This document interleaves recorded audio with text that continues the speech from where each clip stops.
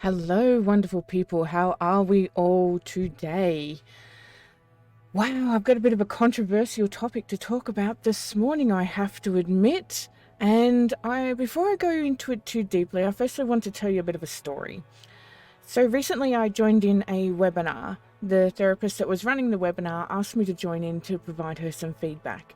And I've actually been thinking about doing her criteria for quite some time now. The only issue that I have is that when she is running her healing sessions, that's actually when I have other commitments. So that's my only block, and I don't want to give up that other commitment because I really enjoy it. Anyway, last week I couldn't, she asked me to join in her webinar, so I did. And whilst I was in there, there was another person in there and they were talking about their issues and blah, blah, blah. And I thought, you know what, I'm just going to play along. I'm not going to say that I'm a therapist or anything like that. I'm just going to play along as a person who needs this to help them as much as, being a therapist myself. Because like this person said inside the webinar, we can't create our own suggestions. So sometimes we need somebody to suggest something to us to remove a block that we don't even know that we may or may not have. And this is true. Like, sure, we can suggest things to ourselves and then, go from there. And some of them are, well, actually all of them are extremely powerful, but sometimes we need somebody else from the external to come in and have that light bulb as such. Anyway, fast forward. And I got to the end of it and I thought, you know what, I think I'm going to sign up for this. I really do. Because I really enjoy the criteria. I like the presenter. I think it's a really, really great modality of healing. And do it from a healing perspective rather than a therapist perspective instead, be the client instead, for a change. Because when we go into that therapist mode, we tend to then analyze everything and go into a therapy mode where we're just like, oh, well, I could do that and I could do that and I could do that, instead of going into a client mode. Anyway, what happened is later on that actual therapist got an abusive message from the other person that was inside of that free webinar. Now, this is a completely free webinar. You don't have to pay. You get all these extra bonuses for attending, etc., etc. And inside of this webinar, this woman had actually looked me up. And then she started basically passive-aggressively accusing the therapist that was running the free webinar of basically conning her into signing up.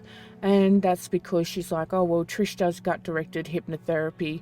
Why hasn't she managed to heal herself? And it's like, well, hang on, gut-directed hypnotherapy had nothing to do with the healing modality that was inside this free webinar. This was a whole different kettle of fish. And it's a healing modality that I'm not trained in. Like, I have not done the training at all.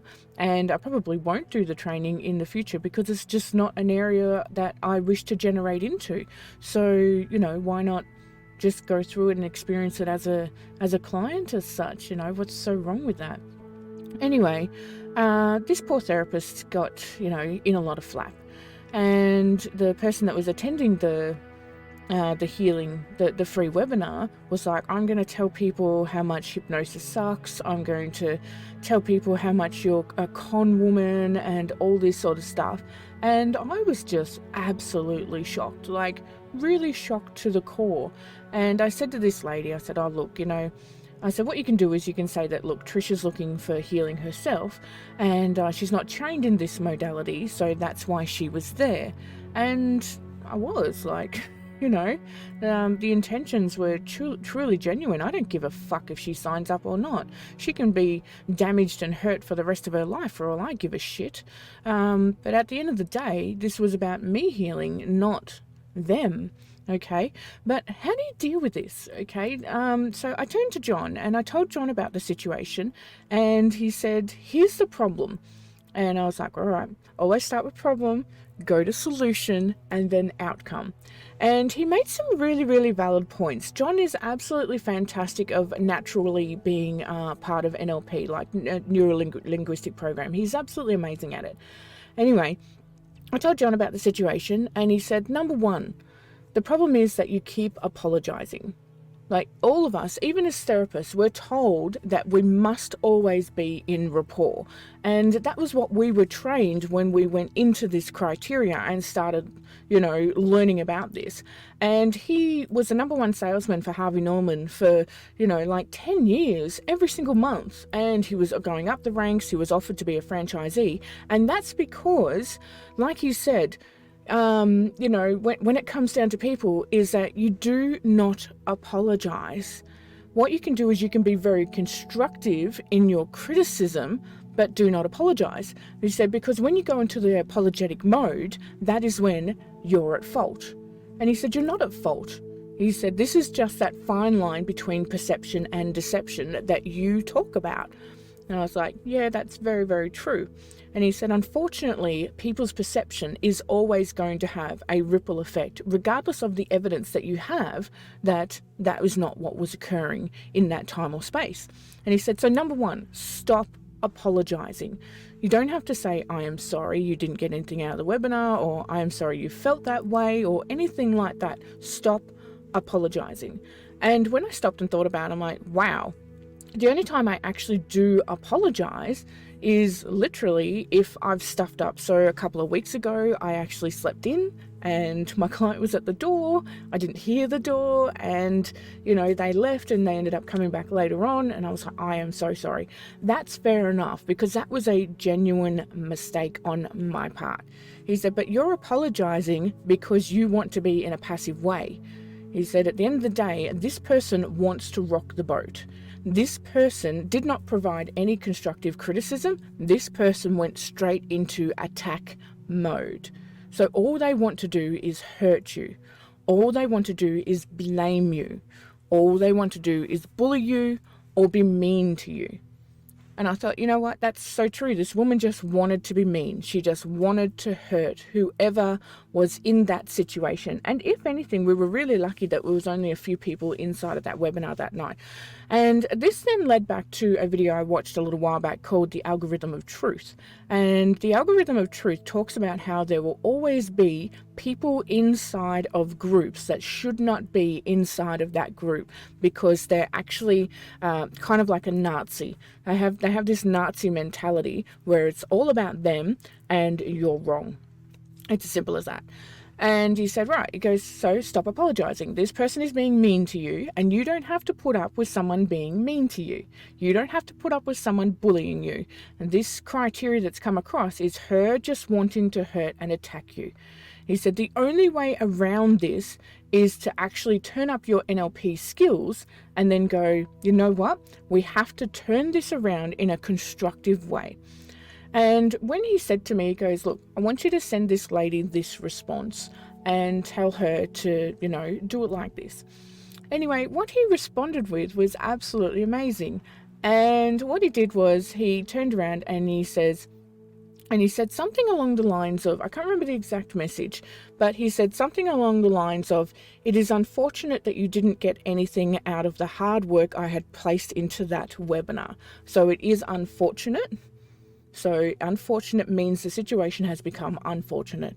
And then by saying the hard work that you had placed into that webinar talks about, your efforts as such.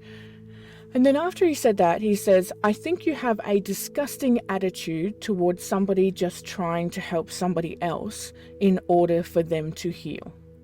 Now, what does that do there? Now, this is where it gets uncomfortable, okay? Because we have been taught inside of our hypnosis and NLP courses to always be in rapport with the client. Well, guess what? And John just fucking nailed this on the head. Guess what? You lost rapport already. As soon as that person went into mean mode, bullying mode, attack mode, the rapport is fucking lost. And Jordan Peterson talks about this, how we're always constantly trying not to rock the boat. Okay, and then when you do rock the boat, you're so worried about the ripple effect that the boat will never ever go smooth again. The boat will always smooth out again because this is just a ripple effect in life. And that's what he said. He said at the end of the day, if they're going to create ripples, counteract the ripples so that way that person can sit back and semi-judge themselves for this approach. Now, one of two things is going to happen. One, they're going to get really pissed off at you and they're going to attack you again, okay? But they were going to attack you anyway. That's what it was all about. They were going to attack you regardless of what you did. But you turning around that language in such a way really makes them reassess the attack now, because you have said to them, I think it's disgusting your attitude towards me just working on helping others. Now, they're reassessing themselves now. Disgusting attitude, because I must admit, when people have said that to me, because I've been mean, I admit that, but when people have said that to me, I've readjusted my response from there. So that's what you're doing. You're actually using your NLP techniques to get them to readjust their response, because they're either going to attack you in a different way now, and this way is not going to be as aggressive as the first time, because aggressively the first time they were wanting to hurt you, they were wanting to bully you and push you around. And now that you've turned these tables and told them this disgusting habit, then you've made that little bit of a personal attack without actually degrading them. And then the third part of the conversation, this is the key part of the conversation that you absolutely must have, because you can't just leave the conversation at that, because that's attack, and then they would automatically just go at you. Okay, so the third part of the conversation turned around and then took away the aggression. And the third part of the conversation talked about how I will continue to work, I will continue healing people. As you can see via my webpage, the results have shown it for themselves. And say, for example, I was wanting to sign up. Trish, as a therapist, was looking for healing for herself because she has not done this form of training. Just like a doctor would go to a doctor in order to get well again, a personal trainer would go to another personal trainer to help just tweak their systems, or a massage therapist going to another massage therapist in order to get their muscles healed. We all support each other in our communities so that we can help lift each other up. Now, what have you done there? Okay, number one, you've kind of semi-justified why somebody is doing this, and then you've used your NLP language that there is doctors that see doctors, there are massage therapists that see massage therapists. It doesn't make them a lesser of a massage therapist, it just makes them somebody that needs their muscles healed. Okay, there's people that do yoga that go to other yoga classes, etc., etc. Even Gordon Ramsay, he's a chef and he eats other people's food. Duh, it's completely justified. So even you as a therapist may need to go see another therapist. Fucking shit happens. But unfortunately, there is always going to be those judgments inside of our world, those real Nazi judgmental people that are going to go, oh, well, you're a con, or you're a spammer, or you're a scammer, or whatever. Okay? It's going to come with the territory. And that's what I loved about John's response, was that it wasn't apologetic at all. It stated that you'd put some hard work into that webinar to help people. It also justified, without doing the whole I'm sorry justification, it also justified reasoning that was undoubtedly true. So this person, when they're reasoning with themselves going, is this a con? You then give them that little bit of information that could turn them around to defuse the attack, because you've told them that their attitude is disgusting, and that you won't tolerate it as such, and that the reason why this person was doing this was because they needed healing themselves. Okay, so that's what you've done there, and that is a perfect response. And then after that, I wouldn't block the person for a couple of days. Like, I would not do that, because they're still in that attack mode. Okay, they're reassessing themselves. One thing that's predominant in women in particular is being agreeably passive. Okay, so when they go into these situations where they're uncomfortable, they tend to agree and apologize.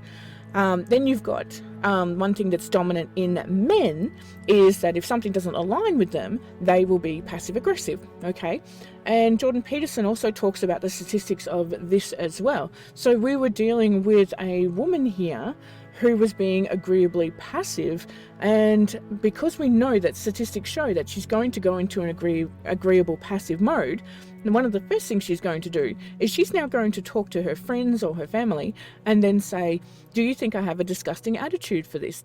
Now, what's going to happen here, okay, if she's trying to get people to, this is Eddie. Eddie. If she's going to get people onto her side, she's not going to tell the whole conversation, okay? And the truth always comes out. So because she's not going to be telling the whole conversation, she's then going to be creating falsities inside of herself and inside of her own mind, which will then defuse the attack because she can't hold up the lie anymore. So that's going to reduce the amount of impact period, and then you're just going to be able to move on with life. Guess what, guys? Shit is going to happen. Shit sometimes hits the fan no matter what you do, and judgments will always occur.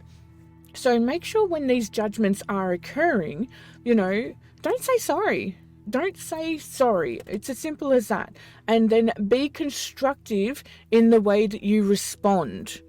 You have these NLP techniques. Do not apologize, because as soon as you're apologizing, that's when you're justifying that something is wrong. Nothing was wrong in this situation. What happened here is there was perception on one side, perception on another side, and then those perceptions did not align. So should I have said I was a therapist straight off the bat? Well, the question wasn't asked, so it didn't matter. If I was asked, I would have simply said, yeah, I'm Trish Palmer, I'm a hypnotherapist. I'm not actually trained in this, so I'm here because I want to be a client for this, and boom, kind of like crisis avoided. But you didn't know this crisis was going to occur. We cannot justify the way other people are going to think when it comes to perception. We've all seen movies, and some people have loved them and other people have hated them, and we've seen the exact same movie. It's going to happen, okay? Now, when it comes to being judged as well on that personal level, so on that real personal attack level, don't be afraid to reach out to other therapists and just say, look, I'm struggling with this, because I worked with the South Australian Police for quite a number of years, and there were situations where I started to doubt myself, where I was just like, oh my gosh, am I creating anxiety or depression? There's going to be situations in your life that are going to be traumatic. It's going to knock you for an absolute sixer. There's nothing wrong with going and seeing someone and getting some support. Just because you're seeing a therapist doesn't mean you're getting therapy as per se. You may just be getting some support or some sort. Just being told that, let it out. It's okay to feel like this because this has occurred. So when you get these judgments inside this industry, and that's what's really sad about the situation, some of us get judged by gurus in the industry. Some people will tell lies about you. It's as simple as that. They're going to tell other people lies about you, and that other person is going to believe it. You cannot control that. It has happened to every single one of us across the entire world. Somebody has been hurt by something that you said, or they took something the wrong way. Then they went and told somebody else who has never met you before in their life, and then all of a sudden they're placing that judgment on you as well. So when it comes to these judgments, don't be afraid to, go and see someone and get some assistance yourself. There's nothing wrong with that. Okay, we have these moments where life knocks us out of control, especially in this industry. If you're working for yourself, trust me, I did not have all these wrinkles when I first started. Okay, I was like, yeah, I can do this. This is amazing. And then all of a sudden, you get hit by the red tape and the registrations and the requirements to keep your esteem and tiredness or whatever. And that's when you're like, you know what? I really need some help with this. So when it comes down to being judged as a therapist, sometimes we can also harshly judge ourselves as well. So when we're harshly judging ourselves, that's when we're comparing ourselves to other therapists. So, oh wow, they got that result in one session. I couldn't get it for like 2 or 3 sessions. Well, the situations are completely different. It's like comparing apples to oranges. Number one, we don't know what kind of client they had. Number two, this person's not talking about their failures. They're only talking about their successes. So if they didn't have failures, then they can't have successes. It's as simple as that. Number three, when it comes down to the crux of it, we don't know what the exact environmental circumstances were, etc., etc. So we go into this comparing ourselves mode, and that's when we harshly judge ourselves. So our self-esteem drops. We think we need more training, that we're not good enough as therapists, and things like that. You're going to get people that are not going to get the results. It's as simple as that. So even doctors don't get 100% hit rates. I mean, if they did, we'd never have any botched up surgeries. We'd never have any people that are getting sick, because they'd be just like, yep, just take this medication, you'll be fine, boom. We wouldn't have things like depression, anxiety, or elongated medications and things like that, because the doctor got it right the first time. You know, you've been back to the doctors yourself a couple of times, and then the doctor's like, well, let's try this instead because it may be this. And then we call it a misdiagnosis. You know, it probably wasn't a misdiagnosis. It was a process of elimination more than anything, because, you know, we can't have 100% knowledge of 100% things. So when it comes to those judgments, please, by all means, go down, cry, carry on, you know, get a bad night's sleep, do what you need to do, okay? But the next day, get the fuck up and go again, because there's going to be judgment on every single journey that you're going to take inside of this life. I've had people laugh in my face, like in a very degrading way, when I told them I was a hypnotherapist in public of all places. And I'm just like, wow, that really hurt, especially coming from you. And I've even had I had a family member that said I joined a cult of some stage, has never spoken to me again. You know, like, all these situations can occur. Just do you, just do it your way. Pick up your tidbits from leaders and mentors as you go on, and create your own recipe of success. But whatever you do, if you get judged or you're down and out and you're really floating low, then be down and out. But don't set up camp there. Get up the next day and fucking go again. Prove to them that you are going to keep on helping people regardless of the pitchforks as such being driven into you, because you can do this, you will do this, and you're up for the task. All right, beautiful angels, I will see you next week. A bit of a rant there as well. I'm Trish Palmer, and I'll catch you in the future. Bye-bye.